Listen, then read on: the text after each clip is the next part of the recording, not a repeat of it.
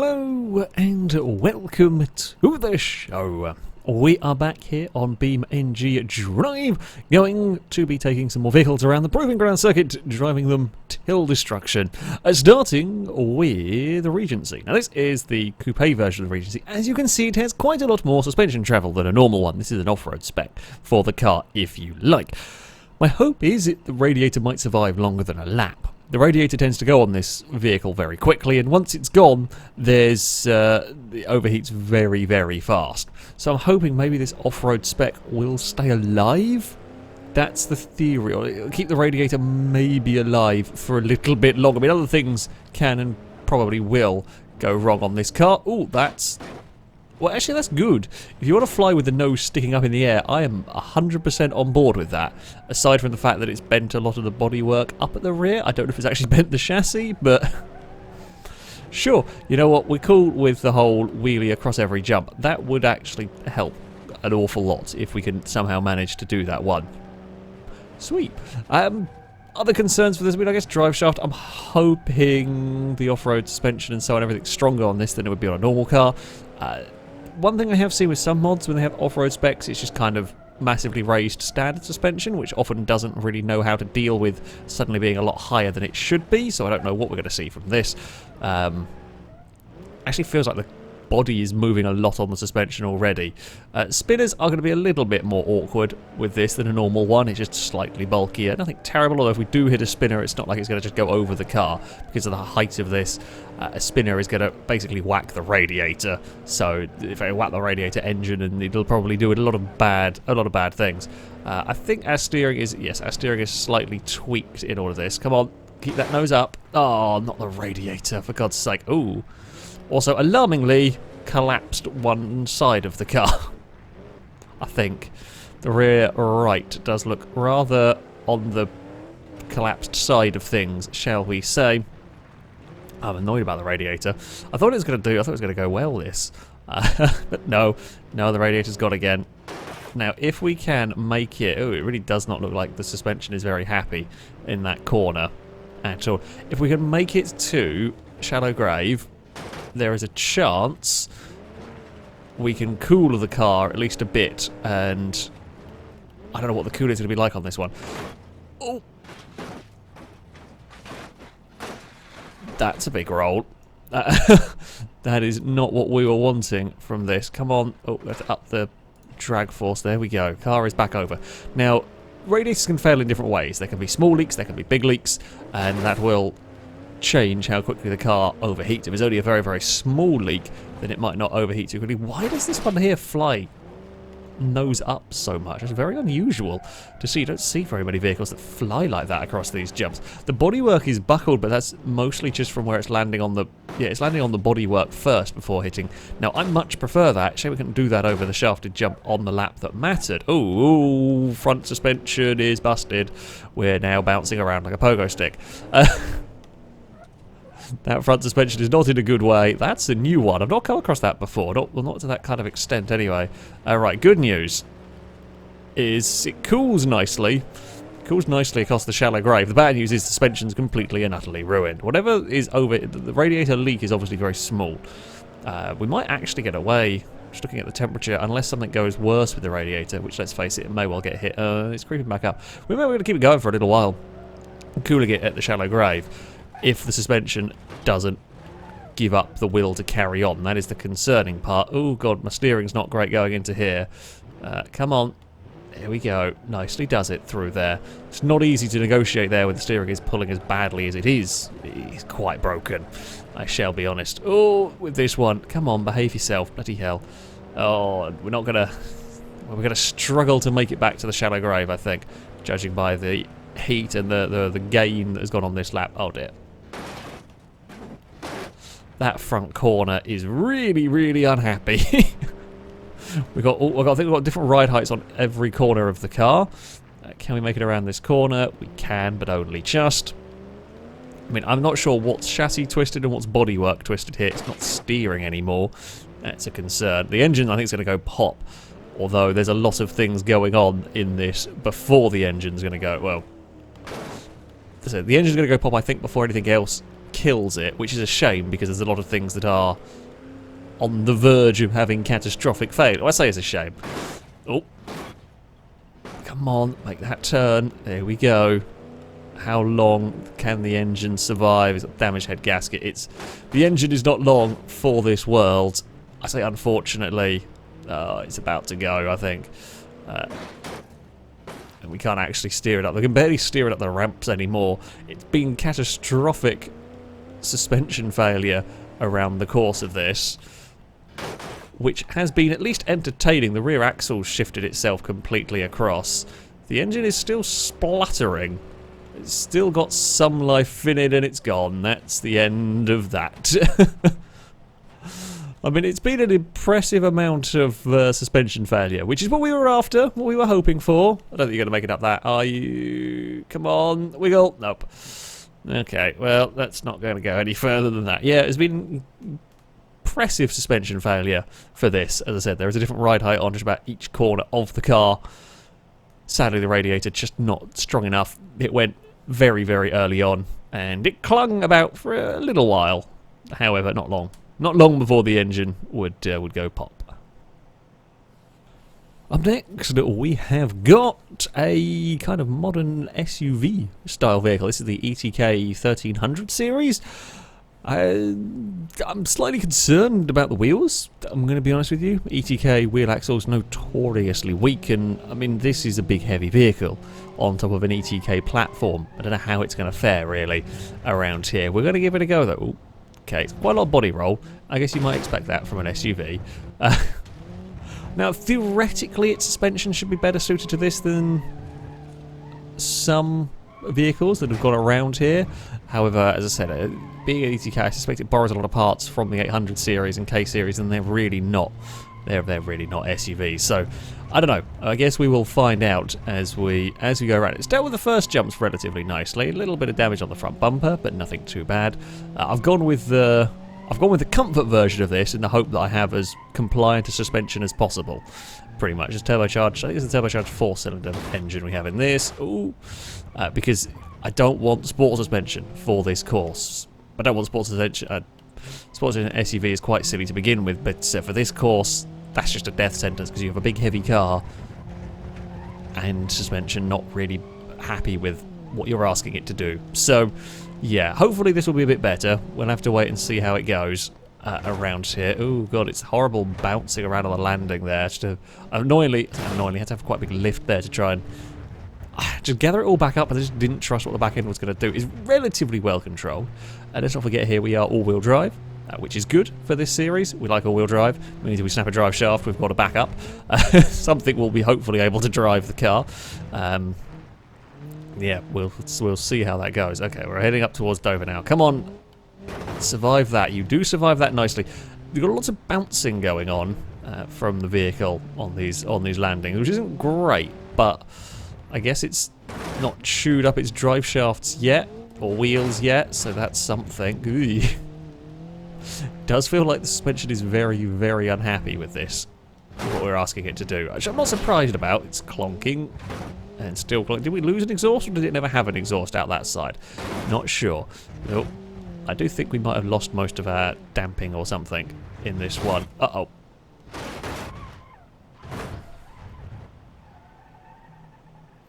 Well, that's not quite the end result I was expecting. It was all going fine. The drive shafts were all in one piece. The wheels were all in one piece. We've lost one wheel, but it would have probably still been able to steer. And just, I guess it landed on the nose well enough, and that is the end of the engine. I was not expecting that. I shall be honest. Slightly disappointed. Next, to take on the Proving Ground circuit, we have got a Caterham. This is the super light. Now this is a slightly more powerful version than the one that I've driven around here last time. I got a little bit unlucky at the one I went here. Well, I say got a bit unlucky. It had a really awkward bounce that led to the car clipping a wall. It kind of bounced on the landing, clipped a wall, and then snapped a rear wheel. No, it's not, of course, very happy with going around a course like this. Oh, okay.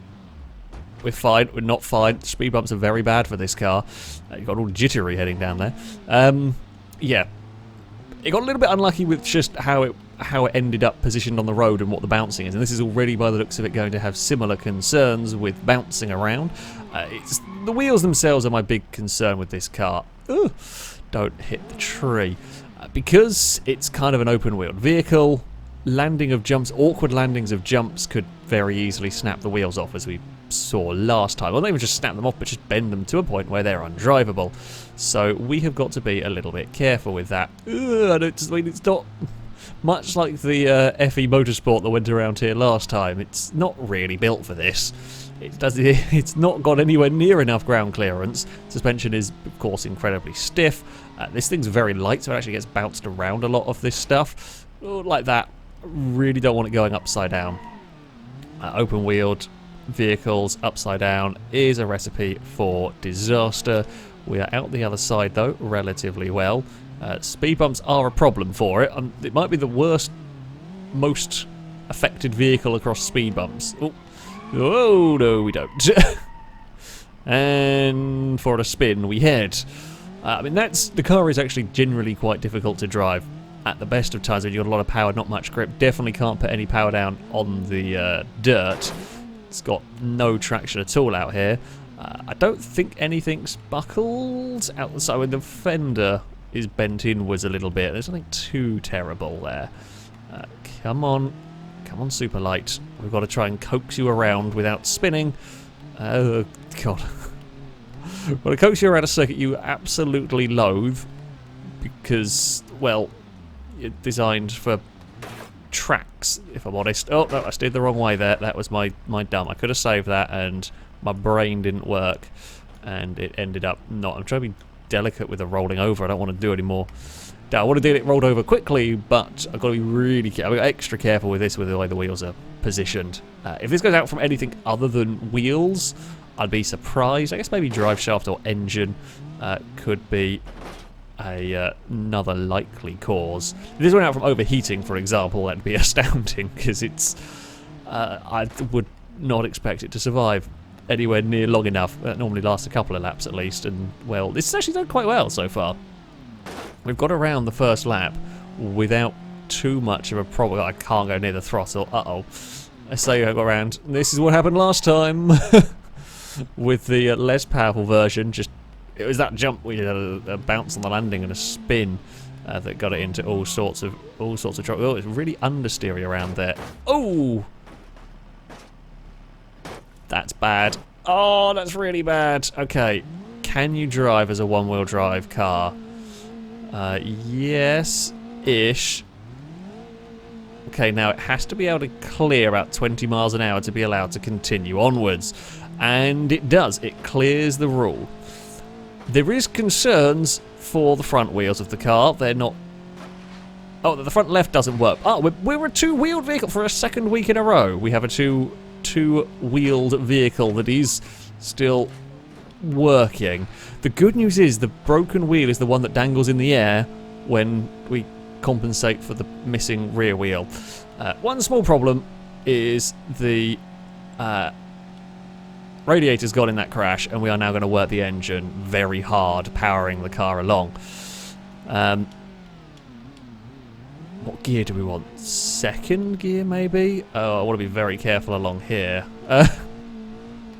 Keeping two wheels on the circuit, we're allowed to do this. We do have the steering to make it happen. I think if we got that rear wheel well caught anywhere, I think that would probably just tear itself apart. The spinners might be fun. I think the spinners might give us some grief. Although it still actually steers pretty well. Oh, Toblerones, it hits hard across. I can't believe this is still working. When that started cartwheeling, I knew we were in trouble. I thought that was going to be the death of it, to be honest with you, but it's carrying on. No, we still have the steering to get through there. But actually, this might be low enough that it can just go under the spinners anyway. Though the front might poke up in the air because of the damage. Ooh. Come on. There is one other concern for this. We saw it with the... what's it called? The pre-runner. It might struggle getting up the hills because it's only got power going to that one wheel. It's broken, well, quite significantly. Could it stall out trying to get up a hill? I don't know. It's still going, though. Here we are. Oh, it's going to make it. Please don't break my one good steering wheel. We need that front right. Unfortunately, I fear the car might have a tendency to tip to that side, given... like when it's in the air, given the damage. We'll have to wait and see. Dover could be nasty because we'll have no momentum going off of it. It's going to be just a straight into the floor. I mean, this is playing precariously with the old crawler rule. So we have a rule whereby if a vehicle can't get to 20 miles an hour, it gets counted out. The reason is to stop vehicles heavily damaged from limping, but not being able to do any further damage to themselves. I mean, this thing is pretty much at that point. I'm amazed that front wheel is still okay. It seems to have fused the other wheel in place. It stopped flapping around. No, you know what? I'm fine. Oh, it's flapped again. But it's fine because I can just stick it up in the air so it doesn't actually affect how I'm taking these corners. The engine is now starting to get hot, though. That is the problem. Having lost the radiator, the engine is working so hard trying to keep it above 20 miles an hour that I think this is going to be it in a minute. It might... engine... Can you just keep alive? No, I don't think it's going to last very long.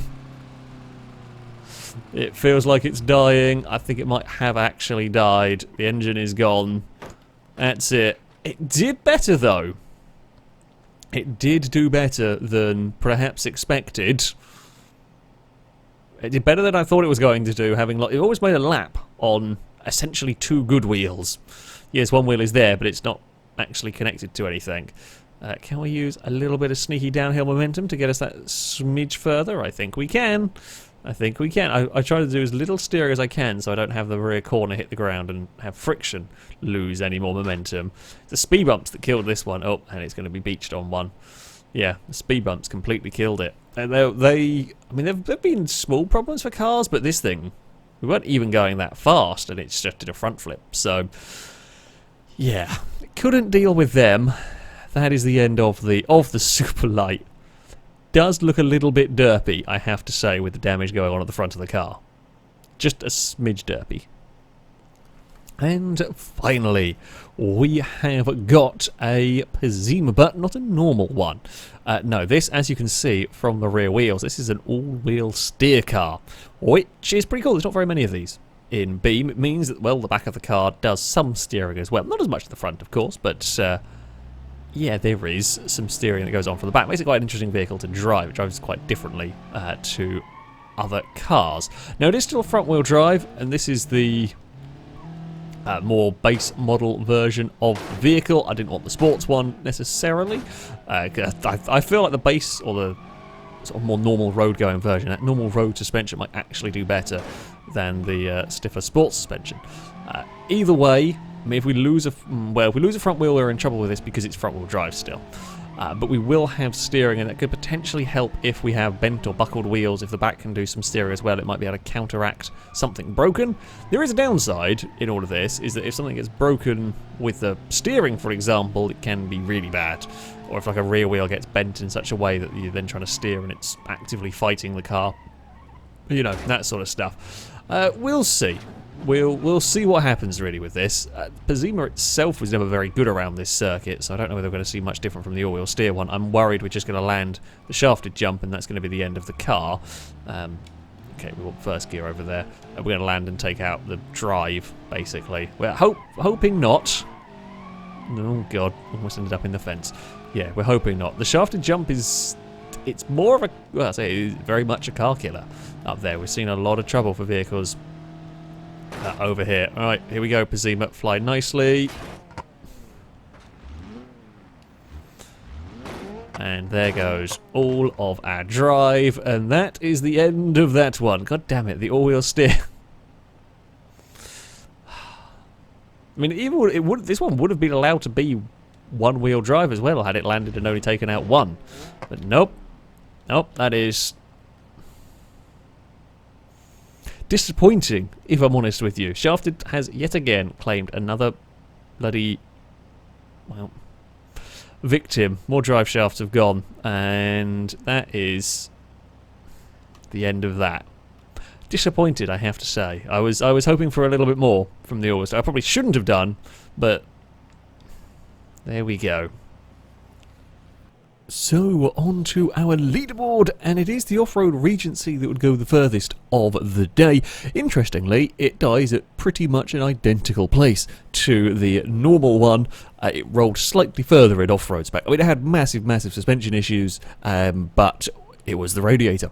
It overheats very quickly once the radiator is gone in that car, and yeah, we didn't quite get to see what might happen to that suspension. The Superlight actually did very well for that kind of track-orientated car to go into 33rd place. Okay, it doesn't sound all that high up on the leaderboard, but considering it was had two working wheels, sorry, by the end of it, that actually did do pretty good, I have to say. We have to go further down to find the other vehicles from today. We have got the all-wheel steer Pessima that was terrible. I'm a little bit disappointed, but one big jump, and that was all drive gone. On that one, none of the Pessimas have fared well, though, in here. And we have the ETK 1300 that, I mean, I was worried about the wheels, and in the end, that's not what I needed to worry about. The fact is, it clonked the engine on the landing of Crescendo. There's one big hit on the engine, and that was it. That's the end of that SUV. Not all that strong. Not all that strong, to be honest. So it's been a highly destructive episode, this one. That, though, is going to be it for today, as ever. I shall link all the mods used in the description so you can download them and have a go with them yourself. That, though, shall be it from me. Until next time, a goodbye.